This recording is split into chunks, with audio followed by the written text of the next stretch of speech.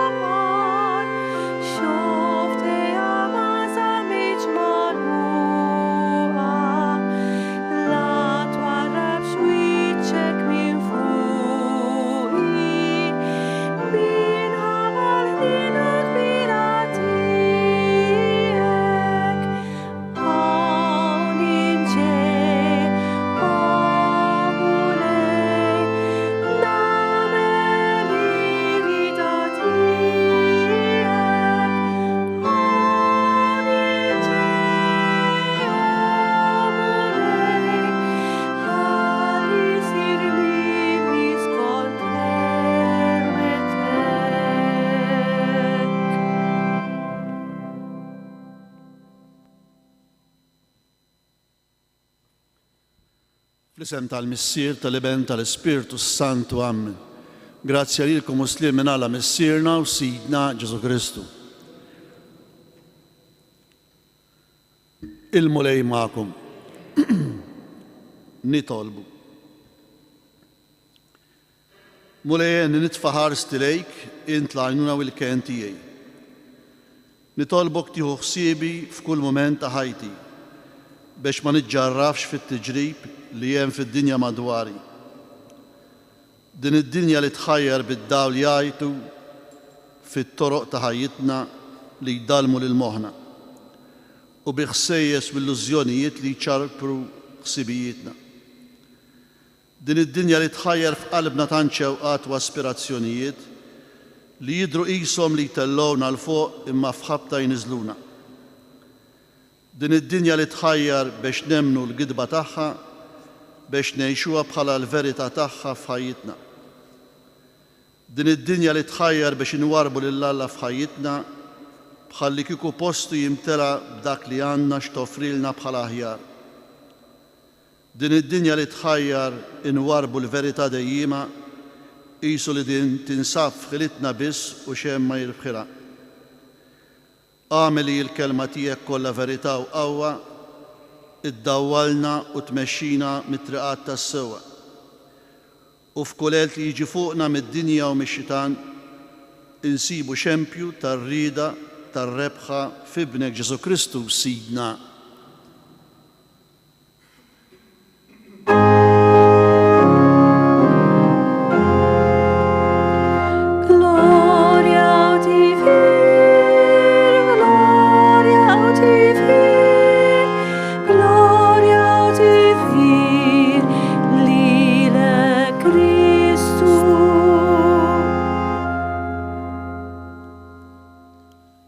Qari mill-Evanġelju skont San Mattew. F'dak iż-żmien l-Ispiritu ħal il-Ġesu fid-deżert biex ix-xitan iġarbu.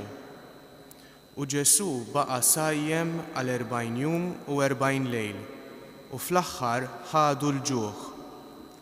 U resaq it-tentatur u qallu: jekk inti bin Alla, ordna li dan il-ġebel isir ħobs.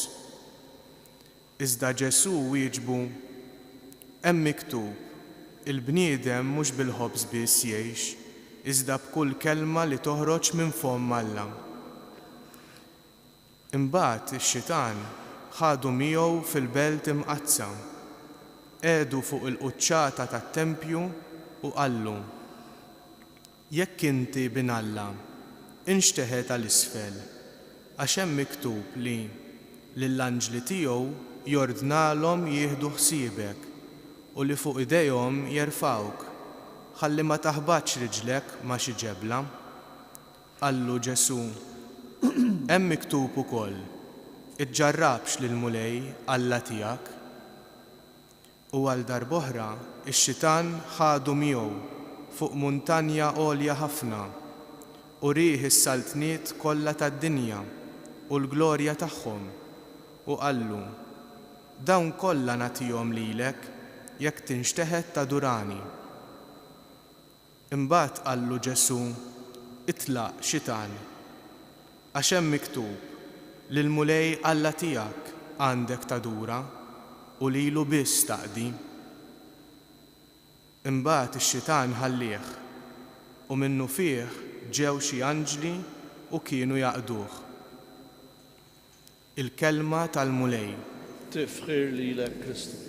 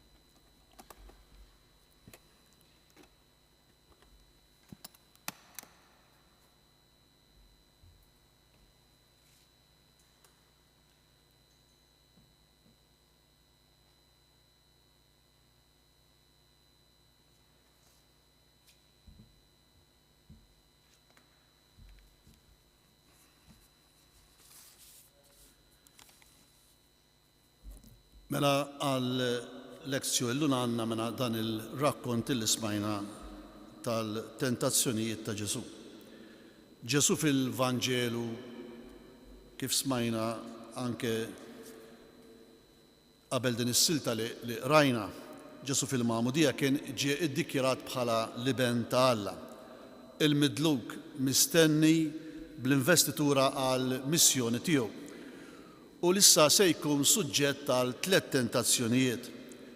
L-ubbidjenza tal-liben hija karatteristika tal-ubbidjenza tiegħu lejn il-missier u Ġesu jkun ittentat biex jirbella kontra Alla b'mod sottili fl-ewwel żewġ tentazzjonijiet, b'mod iktar miftuħ fit-tielet tentazzjoni. U f'kull rifjut Ġesu jirrispondi bil-lingwaġġ li huwa meħud mill-ktieb tad-Deuteronomju.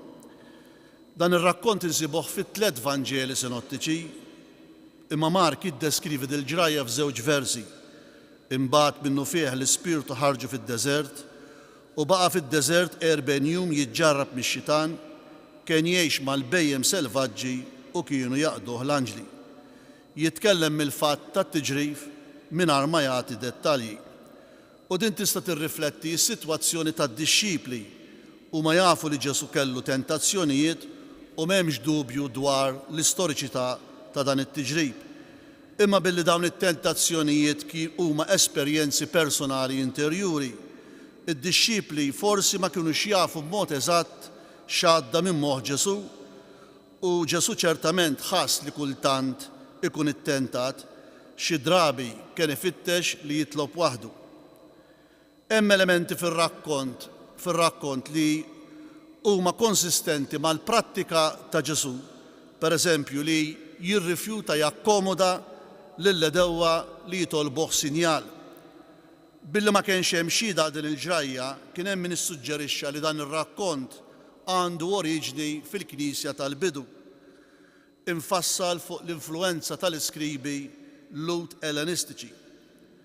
U possibbli li Ġesu seta' rrakkonta t-tentazzjonijiet tiegħu lid-dixxipli, difatti hemm min ħares lejhom bħala awtobiografiċi. Imma Ġesu rari u awtobiografiku fit-tagħlim tiegħu. Fuq kollox il-forma letterarja ta' dawn il-ġrajiet jindikaw ħsieb li jirrifletti dwar Ġesu milli rapporti ta' Ġesu. Hemm min jara dawn il-ġrajiet li juru r-rebħa ta' Ġesu fuq ix-xitan u l-qawwiet tiegħu bħala prologu għal ministeru tiegħu. Mattew fir-rakkont tiegħu jgħaqqad dan ir-rakkont qasir ta' Mark li f'Mattew insibuh fl-ewwel u l-11 vers, flimkien ma' sors li aħna ngħidulu Q illi jiġbor il-materjal li għandhom Mattew u Luqa weħidhom komuni għalihom. Ir-rakkont ta' Luqa huwa kważi identiku ma' dak ta' Mattew, b'differenzi li ninnotaw iktar il quddiem. U din it-tradizzjoni Q li nsibuha f'Mattew u Luqa biss ġabret dawn it-tentazzjonijiet li seħħew fil-bidu f'rakkont li fihom daħlu wkoll elementi ta' tentazzjonijiet li Ġesu għadda minnhom matul il-missjoni tiegħu. Din il-verżjoni tal-materjal ta' Luqa u Mattew tirrappreżenta rakkont li jinterpreta l-ġrajiet b'mod li jkun ta' siwi pastorali għal dawk li jemmnu, billi jiddeskrivuhom fil-kwadru tal-ġrajiet tal-Antik Testament. Hekk Ġesu attentat bħala iben ta' Alla, dan it-titlu huwa mogħti wkoll lil-Iżrael l-aktar mal-bidu tal-ħajja tiegħu fid-deżert. Hekk naqraw fl-Eżodu il-mulej li jgħid lill-Farawn, Iżrael huwa ibni l-kbir. It-tiġrib ta' Ġesu jixbħu dawk ta' Iżrael meta kemm miexi fid-deżert u aktar tard f'Kanan. U r-rebħa ta' Ġesu, il-veru Iżrael, il-veru iben, f'kuntrast mat-telfa tal-iben diżubbidjenti Iżrael tal-qedem. Il-lezzjoni tidher aktar għal fatt li Ġesu jirrispondi t-tentazzjonijiet bil-kliem tad-Deuteronomju. Imma d-differenza bejn Ġesu u Iżrael hi li Iżrael falla fit-tiġrib fil-waqt li Ġesu rebaħ it-tentazzjonijiet. It-tentazzjonijiet għal Ġesu ma kienux biex jippruvaw li huwa liben divin, imma l-ġlieda ta' Ġesu jekk kienx lest li jobdi għas-sejħa ta' Alla biex ikun għaddej Messija, jew inkella jinterpreta il-messjaniċità tiegħu f'termini tradizzjonali ta' qawwa, seta', rebħiet, ġlieda li nsibuha fir-rakkont tal-Vanġelu matul il-ministeru tiegħu. It-tentazzjonijiet ta' Ġesu minn barra it-tradizzjoni evanġelika f'Mark u l-oħra Matteo u Luqa insibuha fl-ittra lil Lut kapitli 2 u 4. Fil-Vanġelu ta' San Ġwan m'hemmx dan ir-rakkont ta' tentazzjonijiet u fatt li insibuh letterarjament mhux maħluq mill-komunità. Ir-rakkont tat tentazzjonijiet jidħol sew fis-sitwazzjoni u l-ambjent storiku ta' Ġesu. It-tentazzjonijiet huma fil-linja tal-messjaniżmu popolari u din it-tentazzjoni issib is-sitwazzjoni fil-ħajja mhux tal-komunità imma fil-ħajja ta' Ġesu. It-tliet Vanġeli sinottiċi jaqblu li Ġesu kellu qudiemu it-tentazzjonijiet fid-deżert għal 40 jum meħud mill-Ispirtu u ttentat mix-Xitan. Fl-elaborazzjoni letterarja u teoloġika tal-ġrajja tat-tentazzjonijiet turi li l-esperjenza ta' Ġesu kienet imqiegħda fl-istorja tas-salvazzjoni, kif tidher fiż-żewġ tradizzjonijiet indipendenti ta' Mark u l-oħra Luqa Mattew, u f'din l-elaborazzjoni hemm riferimenti għall-Antik Testament u għall-esperjenzi personali. Fl-ewwel vers għandna imbagħad l-Ispirtu ħalil Ġesu fid-deżert biex ix-Xitan iġarbu. Ġesu bħala Ibn Alla u Messija kien imġarrab u ttentat ukoll.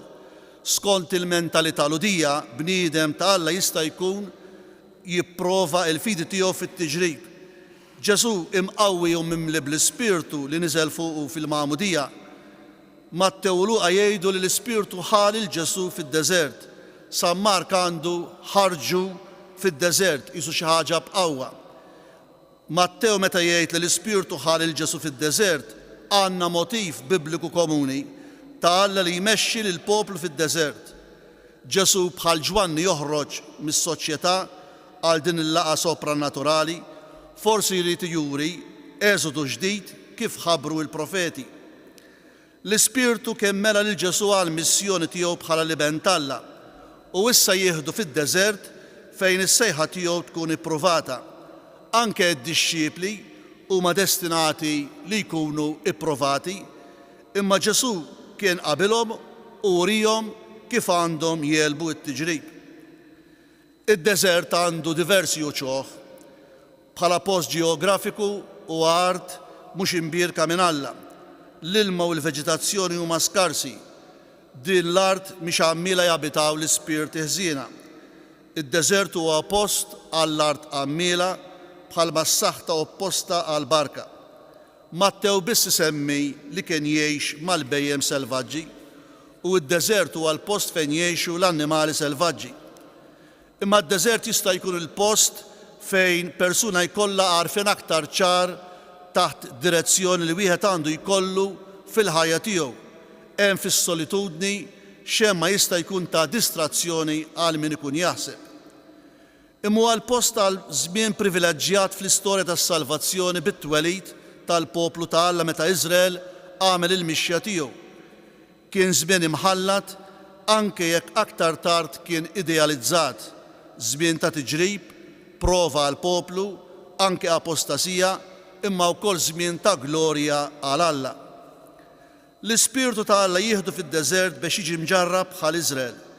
Kif naqraw fid-Deuteronomju kapitlu 8, ftakar fil-mixja kollha li mexxiek il-mulej Alla tiegħek matul l-40 sena fid-deżert biex iċekknek u jġarbek ħalli jkun jaf x'għandek f'qalbek jekk trid toqgħod għal kmandamenti tiegħu jew le. Mela x-xena kollha tat-tiġrib ta' Ġesu hi fil-kwadru tad-Deuteronomju kapitli 6-8.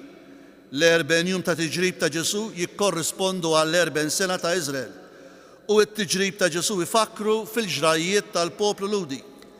Ifakru fit-twemmin bibliku komuni li Alla mexxa lil poplu fid-deżert. Ġesu bħal Ġwanni kellu joħroġ bil-konfini tas-soċjetà għal din il-laqgħa sopranaturali. Ġesu hemm ġarrab fid-deżert bix-Xitan li huwa l-aġent tat-tiġrib. Niftakru li fil-Vanġelu ix-Xitan se jkollu il-qawwa tiegħu imedda mitwettieq l-irwol ta' Ġesu bħala Iżrael ġdid bħala iben. Il-terminu diabolos ġeja minn dioballo li tfisser takkuża u x-xitan, Satana. I traduzzjoni Griega tas-70 għat-terminu Ebrajk Satan li jkollu l-irwol ta' akkużatur li jixli xellej u bħala anġlu imwaqqa li jħajjar għal ħażen. Il-Bibja turi li x-xitan irid iwieġeb lill-Alla u Alla jista' jbiddel il-ħażen tax-xital f'tajjeb. Il-Bibja spiss turi li Alla huwa l-awtur tat-tiġrib imma fis-sens illi jara l-qofol tal-fedeltà tal-persuna. Hekk ġarrab kif naqraw fil-Ġenesi, Alla ried iġarrab l-Abram, mhux fis-sens li jagħmel lil persuna taqa' f'xi tentazzjoni. Ix-xitan jipprova jirridefinixxi s-sejħa ta' Ġesu billi appella għal diversi modelli ta' seta' biex Ġesu juża l-qawwa ta' Alla fit-tliet ruoli li mexxejja oħra kariżmatiċi kienu daħlu qabel. Ġesu ma kienx maġiku li jibdel ħaġa f'oħra, ma kienx viżjonarju deludenti li jabbuża mir-relazzjoni tiegħu ma' Alla, ma kienx rivoluzzjonarju ma jieħux l-irwol ta' Alla imma jistenna. Biex ix-xitan iġarbu. Il-verb huwa peirazzo bil-Grek li tfisser iġarrab, tittenta, tipprova tfittex x'tip ta' persuna u b'mod ġenerali kif naqraw fit-tieni Ittra lill-Korintin.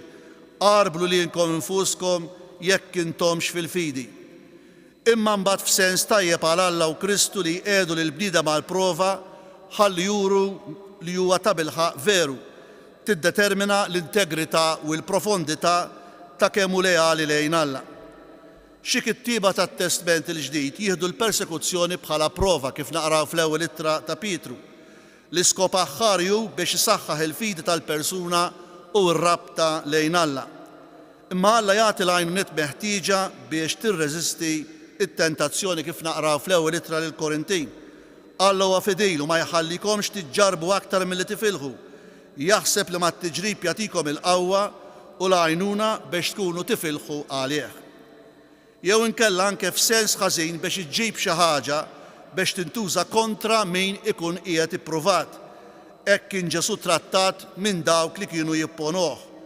Resqu lejh il-Fariżej u s-Saduċej biex iġarbuh, talbuh jurihom sinjal mis-sema'.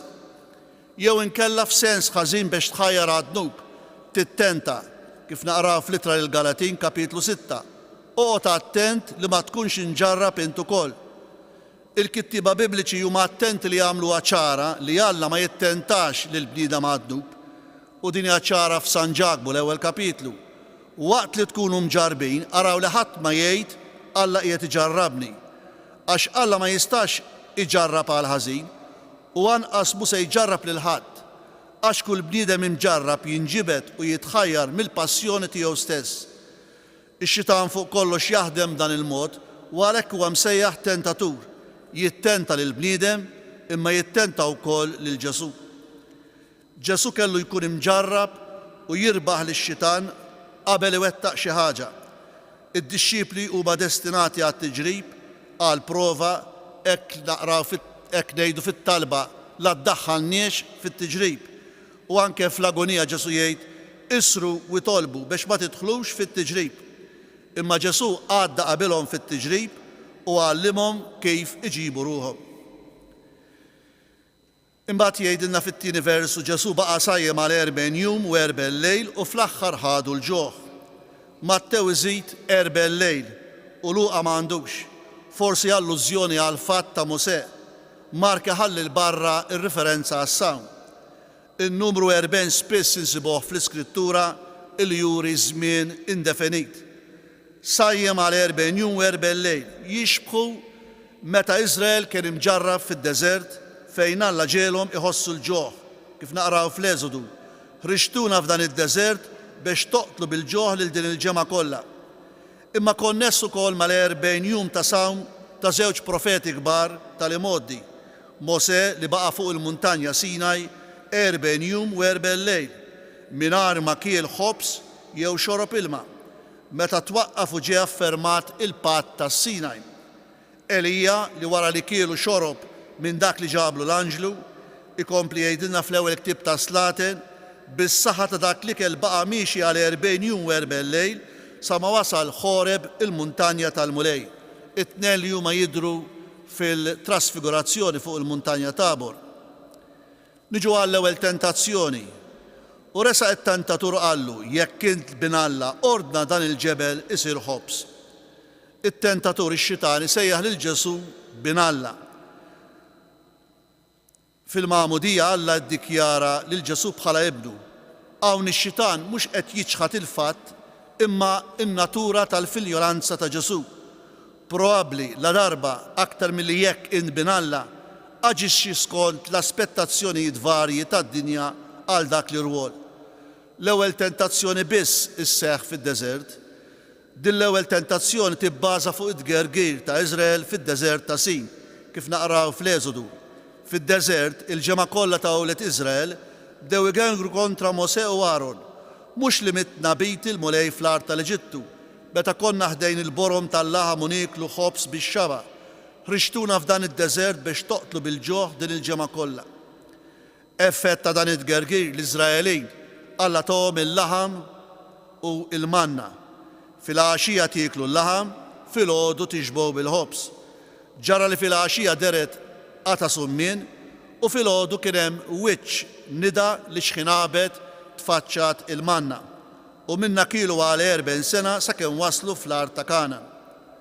F'Mattew għandna l-plural dan il-ġebel isir ħobs, f'Luqa qiegħda s-singolar din il-ġebla issir ħobs. Fil-Vanġeli insibu referenzi għal ġebel.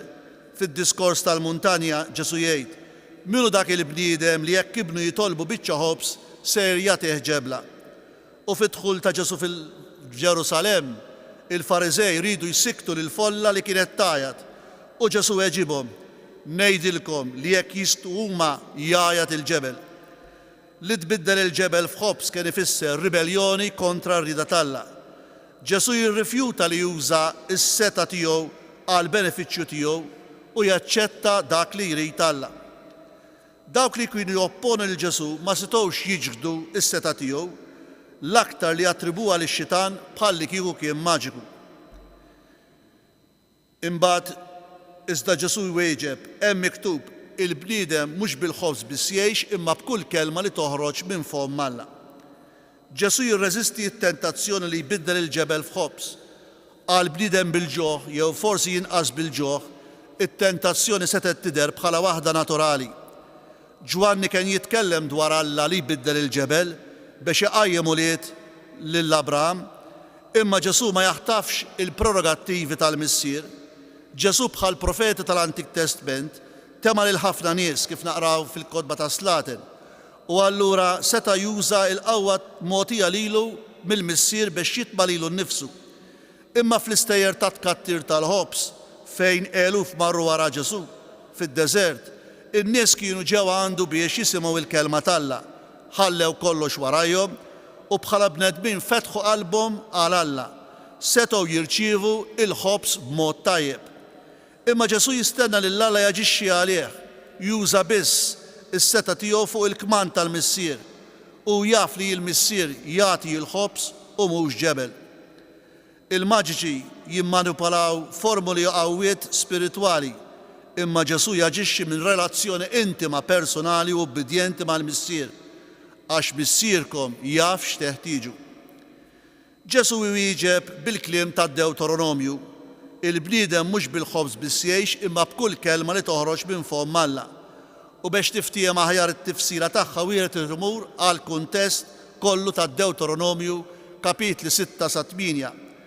Il-kwotazzjoni li jagħmel Ġesu mid-Deuteronomju trid tittieħed f'dan il-kuntest li tiffoka fuq il-kelma bħala rivelazzjoni. Naqra dawn it-tliet versi mid-Deuteronomju kapitlu 3.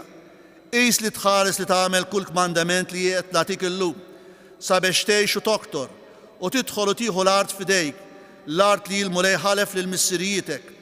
Ftakar fil-mixja kollha li mexxik il-mulej Alla tiegħek matul dan l-40 sena fid-deżert biex iċekknek u jġarbek ħalli jkun jaf x'għandek f'qalbek jekk trid toqgħod għall kmandamenti tiegħu jew le. Huwa ċekknek rid li tbagħti l-ġoħ, imbagħad temek il-manna li lajnt u lanqas missirietek ma kontu tafu bija biex jurik li mhux bil-ħobż biss jgħix il-bniedem, imma b'dak kollu li joħroġ minn fuq mill-mulej b'dan jgħix il-bniedem. Il-mulej mexxa lill-poplu fid-deżert tal 40 sena sabiex iċekknu, iġarbu, ħalli jaraf x'hemm f'qalbhom. Jekk mhux lesti li jżommu l-kmandamenti jew le. Kien il-mulej li tagħhom il-manna fid-deżert.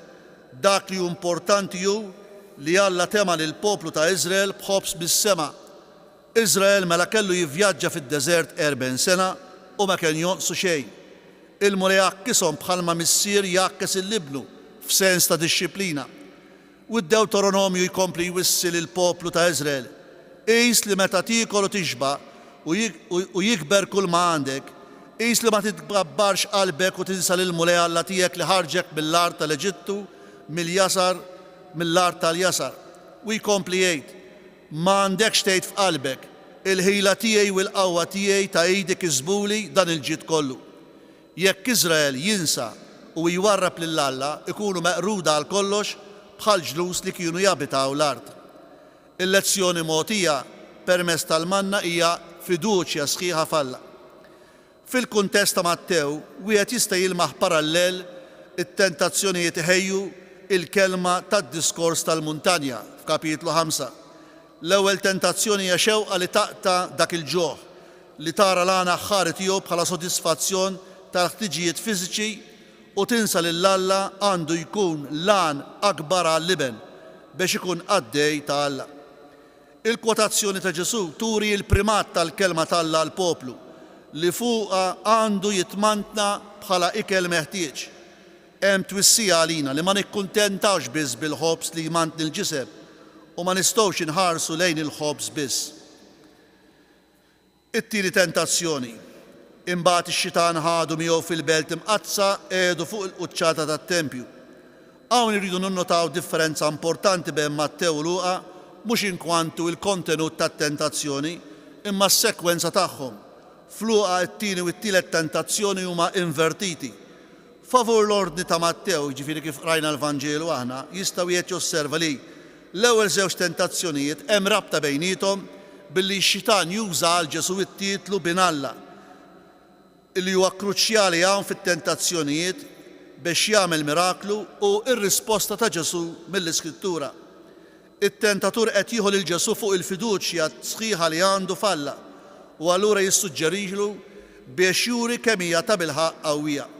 It-tieni, l-ordni ta' Mattew għandu effett drammatiku jisu crescendo mill-ġebel biex isir ħobż għal tefa' mill-loli għal isfel biex jibqa' ħaj.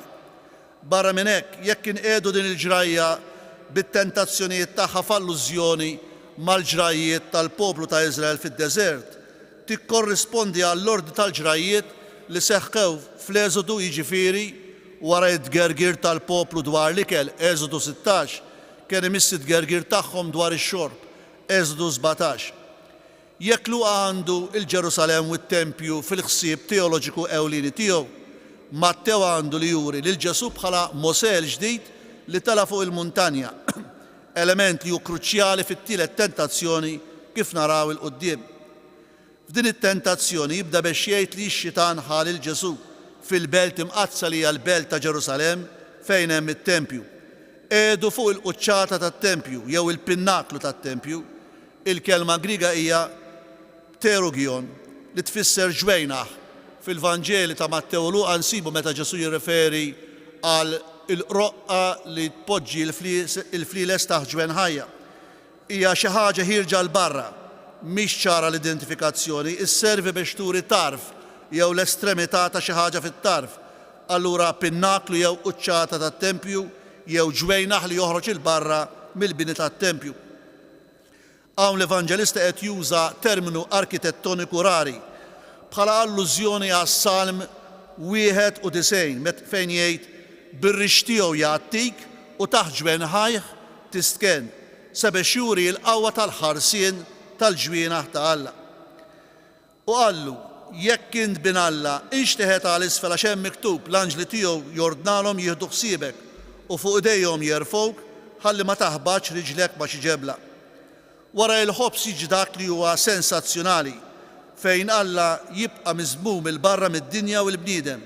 ix-xaba tal-ġisem bil-ħobs mhux biżżejjed, imiss imbagħad is-sensazzjoni ta' esperjenzi eċitanti. Ix-xitan qed juża t-tieni darba t-titlu binalla u Ġesu qal darb'oħra qed ikun indirizzat bħala rappreżentant tal-poplu Iżrael il-ġdid bħala iben. U x-xitan jgħidlu inxteħet għal isfel. Ikun qed mistieden biex jipprova l-ħarsien providenzjali ta' Alla billi mingħajr ħtieġa jipperikola ħajtu qisu jirredikola il-veru martirju u l-passjoni li għadha ġejja. Difatti x-xitan isostni l-proposta tiegħu billi appella għall-Iskrittura u malar jikkwota l-istess Salm 91 biex jittenta lil Ġesu għax l-anġli tiegħu u jibatlek u jħarsuk fit-triqatik kollha fuq idejhom jerfgħuk u ma taħbax ma xi ġebla riġlek. Kemm Ġesu u x-xitan jargumentaw bl-Iskrittura u t-tnejn jafuha għalkemm ix-xitan jikkwota l-Iskrittura barra mill-kuntest u juża kliema il-barra mit-tifsir tagħha. Is-Salm 91 jitkellem mill-perikli li jersqu lejn il-bniedem ġust u mhux biex jipprova lil Alla jekk hux lest li jagħmel dak li l-Iskrittura twiet. Ġesu bħala bgħallem ludi jirrifjuta t-test tax-xitan bħala prova permezz ta' test ieħor aħjar propju. Ix-xitan irid li Ġesu jaġixxi billi jippreżumi fuq ir-relazzjoni tiegħu ma' Alla. Jaġixxi bħalli kieku Alla qed hemm biex iservi lil-liven milli bil-kontra. Fix-xena tas-salib, il-qassisin u l-kittieba Lut jagħmlu eku għat-teoloġija tax-xitan b'taħlita ta' tgħajjir u tiġrib. Jgħidulu ħajinżel issa minn fuq is-salib u jafda f'Alla ħajjeħilsu għax qal jien bin Alla. Ġesu differentament minn Iżrael jirrifjuta din it-tentazzjoni li jipprova lil Alla milli jitolbu wirja straordinarja ta' qawwa billi jikkwota wkoll mill-Iskrittura b'vers bid-Deuteronomju. Qallu Ġesu, hemm miktub ukoll, iġġarrabx lil mulej Alla tiegħek. Għalkemm Alla jipprova lil poplu tiegħu imma ħaġa mistkerħa li wieħed juri nuqqas ta' fiduċja fil-wegħdiet ta' Alla billi jipprova l-fedeltà tiegħu. Wieħed għandu jaqdi lil Alla bil-ħajja kollha tiegħu. Għal darb'oħra qed jirreferi għal kuntest ta' Iżrael fid-deżert meta l-poplu ġarrab il-Jahwe. Iġiel lil Alla jagħtihom l-ilma mill-blata. Il-poplu miexi fid-deżert ta' Sin u wafqu f'Rafidim fejn ma kienx hemm ilma. Il-poplu ħada kontra Mosè, għatina ilma x'tixorbu. Mosè weġibhom, għaliex teħduha miegħi u ġġarbu lil mulej. Il-mulej ordna lil Mosè, aħbat il-blad u toħroġ minnu l-ilma u jixrob il-poplu. U l-post semmewh Massa bil-ludi li tfisser post il-prova u Merbaħ bil-ludi tfisser post it-tlewwi. Għax hemm tlewmu u li Iżrael u ġarbu lil mulej meta qalu il-mulej fostna jew le. Għalkemm Alla kien jaħseb għal ħtiġijiet tagħhom imma huma rridu aktar insew kemm Alla kien ħelishom. Mela għal darb'oħra Ġesu għadda mill-prova bħala iben ta' Alla li Iżrael tilef fid-deżert. Ma ħallex lilu nnifsu jidħol fil-prova b'xi preżunzjoni. Imma bħala Elija tal-Antik Testament għamel dak li rridu Alla. Kif naqra fil-ewwel tib ta' Slatin, uri mulej li jintalla fost Iżrael u jien il-qaddej tiegħek u li dan kollu għamiltu għal kelma tiegħek. Imbagħad fl-agonija Ġesu jgħid, Missier, jekk dan il-kalċi ma jistax jgħaddi mingħajr ma nixorbu, tkun magħmula r-rieda tiegħek. Għalkemm Ġesu ma qabilx għal isfel u ma ġarrabx lil Alla, il-Papa Benedittu jgħid imma għamel il-qabża fil-font tal-mewt li għamilha bħala qatt ta' mħabba minn Alla għal bnedmin. Jaf li se jaqa' biss f'idejn twajba tal-Missier. It-tielet tentazzjoni. Għal darb'oħra x-xitan ħadu fuq il-muntanja għolja u rieħ is-saltliet kollha tad-dinja u l-glorja tagħhom. It-tielet tentazzjoni għandha sitwazzjoni drammatika fuq muntanja għolja ħafna u l-aħħar tentazzjoni għas-seta u l-għana. M'hemm l-ebda muntanja li minn fuqha tista' tara s-saltliet kollha tad-dinja. Għamluha xi differenti, ftit differenti iħalli barra l-element tal-muntanja. Jgħid ħadu floli u rieħ is-saltliet tad-dinja kollha f'daqqa. Mattew probabbilment qed jalludi għat-tipoloġija ta' Mosè. Meta nħarsu lejn il-Vanġelu ta' Mattew, għandu struttura bbażata fuq il-5 kotba ta' Mosè, il-Pentatewku. Minn barra dan, hemm elementi oħra li juru lil Ġesu bħala Mosè l-ġdid. Eżempju, l-40 jum u l-muntanja għolja tat-tentazzjonijiet. Il-promulgazzjoni wkoll minn fuq il-muntanja għal perfezzjoni tal-liġi ta' Mosè. Meta tema bil-ħobs ħafna nies fid-deżert bħalma tema Mosè bil-manna. Fid-Deuteronomju kapitlu 34 jgħid li Mosè tela fuq il-muntanja Nebo kif qallu l-mulej li tiġi fuq il-vant tax-xmara Ġordan u hemm murieħ l-art kollha ta' Iżrael, sa Dan fit-tramuntana, sal-Mediterran fil-punent, san-Negev fin-nofsinhar. U diffiċli li tara it-tlet titruf tal-art mill-muntanja Nebo, imma Mosè ra ċertament parti mill-art bħala l-art kollha, hekk li anke hawn jinkludi is-saltliet tad-dinja u l-glorja tagħhom kollha. Il-kelma glorja doksa u terminu bibliku għall-isplendur tlellix li jintem jew dija minn barra u kol għal-fama u nu, ġeneralment splendur regali bħal hawn, jew tal-bniedem mod ġenerali, kif naqraw fl-ewwel ittra ta' Pietru. Kull bniedem bħal ħaxix u l-glorja tiegħu kollha bħal wart ir-raba, il-ħaxix jixef u l-wart jaqa'. Imma f'sens reliġjuż u teoloġiku tirreferi għal glorja ta' Alla, kif naqraw fl-Eżodu. Id-dera tal-glorja tal-mulej f'għajnejn u li Iżrael kienet tixbaħ lil ħuġġieġa nar ħeġġeġ fuq il-muntanja, imma tirreferi wkoll barra l-glorja tal-Alla tal-kerubini u l-anġli, għal Kristu, għal ħajja li ġejja b'referenza għal Kristu, għal preżistenza ta' Kristu, imma hawnhekk din il-glorja tirrappreżenta it-tentazzjoni li tippreferi s-seta u l-ġid milli l-imħabba lejn Alla, mifhuma bħala fedeltà lejn il-patt tiegħu. U qallu, dawn kollha nagħtihom lilek jekk tixteħed tadurani.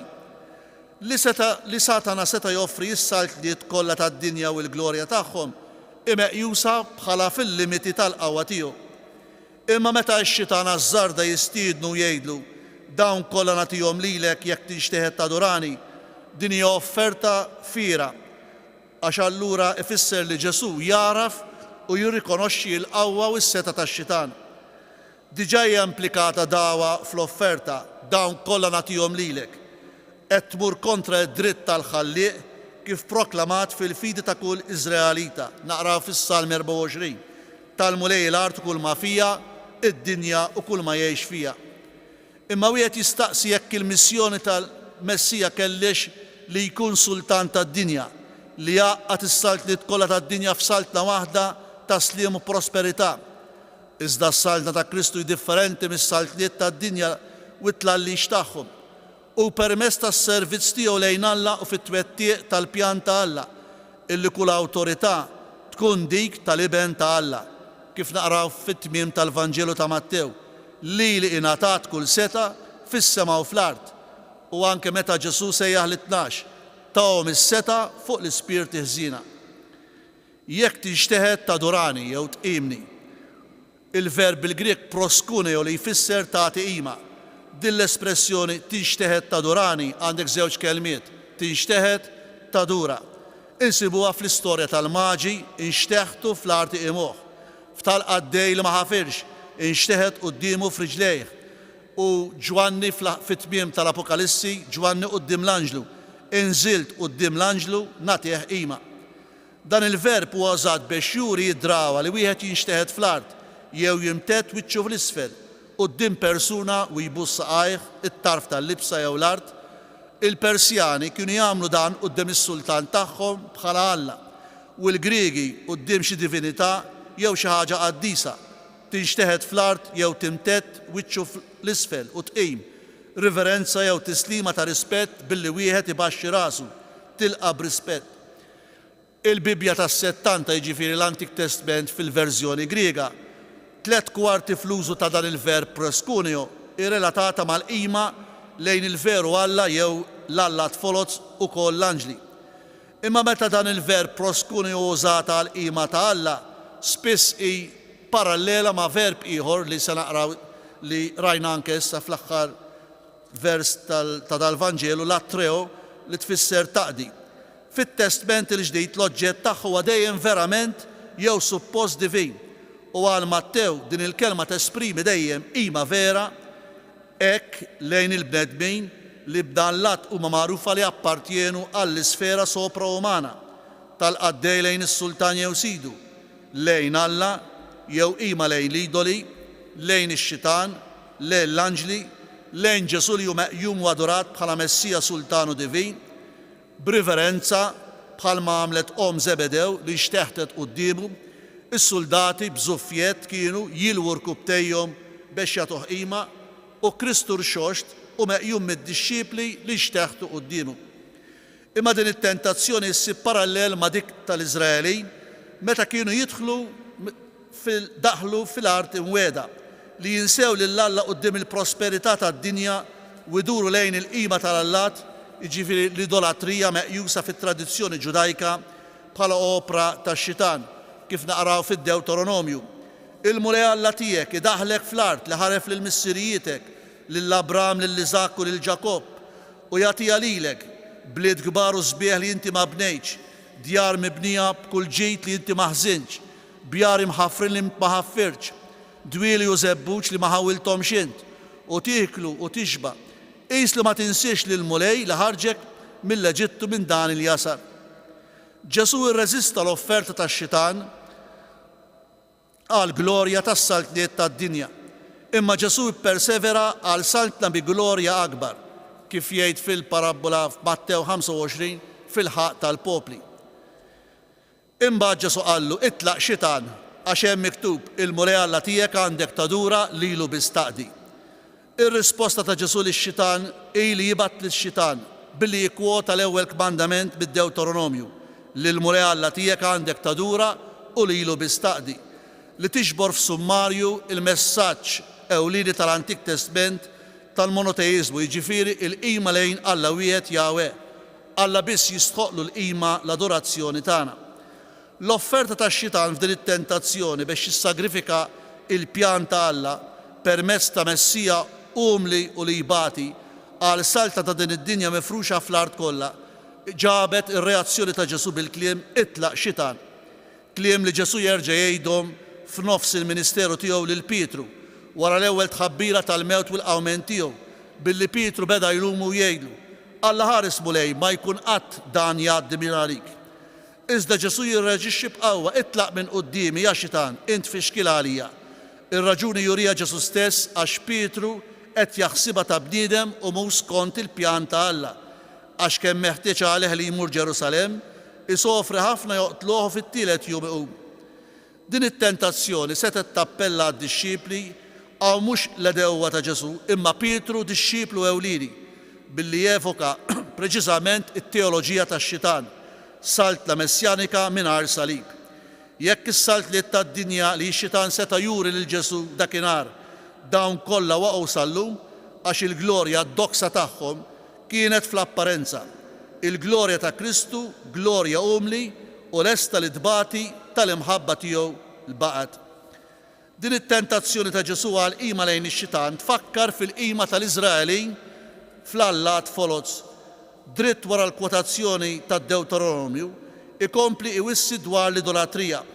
Tmurx wara l-Allat l-oħra, l-Allat tal-ġlus l-oħra madwarek, il-mulej Alla tiegħek u għajjur f'nofsok. Din it-tentazzjoni kienet kontinwa għall-Iżraelin wara li daħlu fl-art imwieda fi żmien l-imħalfin u l-monarkija. Imma fid-deżert il-poplu ta' Iżrael kiser dan il-kmandament billi jadura l-oġol tad-deb. Lilu bistaqdi. Dan il-verb qed fil-kwotazzjoni mill-Antik Testament naraw is-sens hemmhekk. Il-verb latreo kif semmejt qabel ifisser isservi taqdi tqim lil Alla, sew jekk qassis jew in-nies speċjalment f'qima pubblika. Fil-letteratura tagħna turi it-twettiq ta' dmirijiet reliġjużi speċjalment ta' natura kultika mill-bniedem. Oriġinarjament dan il-verb latreo jfisser taħdem jew isservi għal xi premju. Imbagħad beda jfisser li tagħmel servizz isservi mingħajr ħsieb ta' premju. Mhux biżżejjed li tgħid li għandha sens reliġjuż imma sagru. Dan il-verb ifisser li taqdi jew tqim fil-kult speċjalment bis-sagrifiċċju. Kif naqraw fl-Eżodu li ntqal lil Mosè l-iskop tal-Eżodu mill-Eġittu kien intom tqimu lill-Alla fuq din il-muntanja. Imbagħad ukoll jgħid itlaq lill-poplu tiegħi biex jagħtini qima fid-deżert. L-insistenza kontinwa fuq Iżrael kienet li ma għandux joffri qima lill-Alla imma lil Jahwe biss, jarfuh bħala mulej. Jekk ir-referenza ewlenija ta' din il-kelma hija l-qima kultika, din biss espressjoni ta' attitudni interna fl-imġiba, impenn lejn Jahwe, u dan jidher ċar fis-sens moti din il-kelma f'Dewteronomju kap 10. U issa Iżrael, x'inhu jitlob minnek Alla, jekk mhux il-biża' mill-mulej Alla tiegħek li timxi fit-traqatu kollha, li tħobbu li sservi lill-mulej Alla tiegħek qalbek kollha u bruħek kollha, li tħares il-kmandamenti tal-mulej u l-liġijiet tiegħu, li jinlub qiegħed nordnalek għal ġid tiegħek. Mela minn barra l-aspett kultiku tal-qima lejn Jahwe, it-terminu imur aktar fil-fond u jinvolvi dispożizzjoni tal-qalb u turija ta' din l-imġiba kollha reliġjuża u morali. Fis-sens ta' adorazzjoni l-atreo insibuha fit-tentazzjoni f'antitesi għal tadura proskuneo mitluba mit-tentatur. Żewġ kelmiet li ifissru l-istess, jużaha x-xitan u jużaha Ġesu bħala kwotazzjoni. Ġesu għadda mill-provi kollha fil-waqt li Iżrael tilifhom fid-deżert. Ġesu wettaq l-irwol tal-veru Iżrael. Ġesu ħass li r-rida ta' Alla kif infissra fl-Iskrittura u ried il-karattru tas-sejħa tiegħu. U niġu għal vers konklusiv. Imbagħad ix-xitan ħallih u minnu fih ġew l-anġli li kienu jaqduh. Mattew jgħid li x-xitan ħallih imma minnu fih ġew l-anġli jaqduh. Mark ma jsemmix il-fatt li x-xitan telaq imma jgħid l-anġli kienu jaqduh. Luqa ma għandux il-frażi dwar l-anġli imma bħal Mattew jgħid li telaq. Imma hawn waħdu jżid sa ma wasal il-waqt. X'inhu dan il-waqt? Wieħed fundamentali. Matul il-Ministeru Luqa jsemmi l-ġlieda ta' Ġesu kontra x-xitan u l-ispirti ħżiena. Imma rari jidentifikaw ma' Satana. Ix-xitan u l-ispirti ħżiena qatt ma kienu f'pożizzjoni li jirbħu lix-xitan. Imbagħad Luqa f'kapitlu 22 jgħid li Satana daħal f'Ġuda l-Iskarjota, hemm il-qawwiet tal-ħażen deru li setgħu jirbħu lil Ġesu. L-anġli kienu jaqduh, l-istess espressjoni f'Mattew u f'Mark. Il-verb jaqduh diakoneo, minn fejn ġejja l-kelma diaknu, ifisser isservi lil xi ħadd, tieħu ħsieb lil xi ħadd. Hawn il-verb qiegħed fl-imperfett, azzjoni kontinwata, ripetuta, abitwali. F'Mattew wara t-tielet tentazzjoni, f'Mark waqt li kien imġarrab u jgħix fid-deżert. Fl-Iskrittura nsibu l-preżenza tal-anġlu li jgħin persuna. Hekk meta l-profeta Elija ħarab lejn il-Ħoreb biex jeħles minn taħt idejn Ġeżabel u Ahab, wara jum mixi fid-deżert kien għajjien u raqad. Imma l-anġlu tal-mulej jgħin lill-profeta Elija billi ġablu għal darbtejn l-ikel u x-xorb biex jissaħħaħ fuq il-vjaġġ tiegħu. Kif naqraw fil-ktib ta' Slatin, u bis-saħħa ta' dak l-ikel baqa' mixi għal 40 jum u 40 lejl biex jiltaqa' mal-mulej fuq il-muntanja Ħoreb. Hekk l-anġli ġew jaqdu lil Ġesu li dalwaqt imur fuq il-muntanja u jipproklama id-diskors li jmiss kapitlu 5. Ġesu bil-kelma u bil-qawwa u bil-fedeltà qed fi ġlieda max-xitan bejn it-tajjeb u l-ħażin. It-tentazzjoni ta' Ġesu għandha importanza universali. L-ewwel nett Ġesu jirrappreżenta lill-Iżrael il-bidu ta' poplu ġdid ta' Alla, umanità ġdida. Imbagħad it-tentazzjoni fundamentali li ma tħobbx lill-Alla bil-qalb kollha bir-riskju għal ħajja. Ġesu hawn wera li għandu imħabba perfetta lejn Alla kif naqraw fl-Ittra lil Lut kapitlu 4. Għax aħna ma għandniex qassis il-kbir li ma jistax jgħader id-djufija tagħna, imma għandna wieħed li kien imġarrab bħalna f'kollox minn barra id-dnub. Nispiċċa bil-kliem tal-Papa Benedettu 16 fil-ktieb tiegħu Ġesu ta' Nażaret meta jitkellem fuq it-tiġrib din l-istorja li semmejna llum. Mattew jirrakkuntaw it-tliet tiġribiet ta' Ġesu fihom kien li fihom irriflessa t-taqbida mal-missjoni tiegħu imma fl-istess ħin tqum il-mistoqsija fuq x'inhu dak li ta' bilħaq jiswa fil-ħajja tal-bniedem. Il-qofol ta' kull tiġrib huwa li jitwarrab Alla li ħdejn dak kollu li fil-ħajja tagħna jidher urġenti jieħu t-tieni post, jekk ukoll ma jidirx żejjed u taxkil. Li wieħed iġib l-ordi fid-dinja mingħajr Alla, li wieħed jibni id-dinja bil-ħila tiegħu biss, li wieħed jara fir-realtajiet materjali biss bħala verità u jħalli l-Alla fil-ġenb daqs li kieku illużjoni, din hija tentazzjoni, it-tiġrib li jeddidna f'ħafna forum.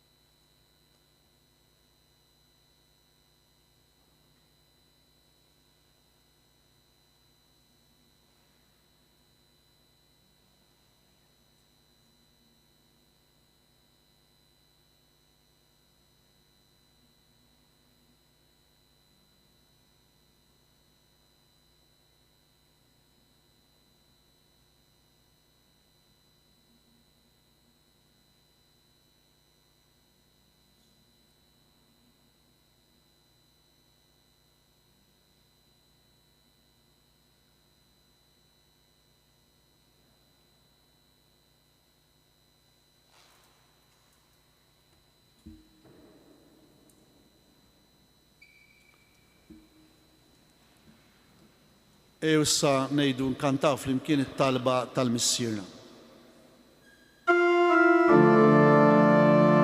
Missierna li inti fis-smewit, jitqates l-isem tiegħek, jitqates l-isem tiegħek, tiġi saltnatek, ikun dak li trid inti, ikun dak li trid inti. Fis-sema hekk ta' fl-art, ħobżna ta' kuljum, ħatina llum, Afrina id-nubi tagħna, Afrina id-nubi tagħna.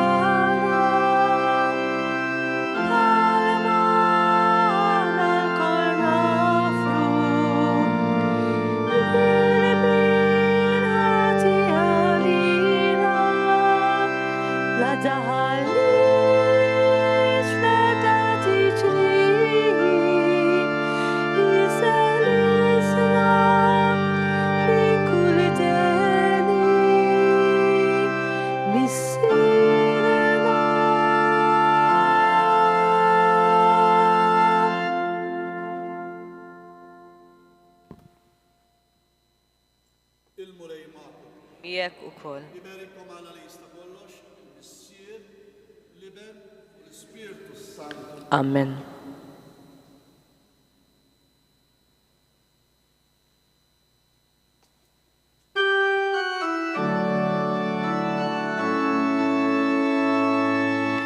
Iftu qalbkom bera l-Kristu u għajara f'xim ġewa kull bniedem.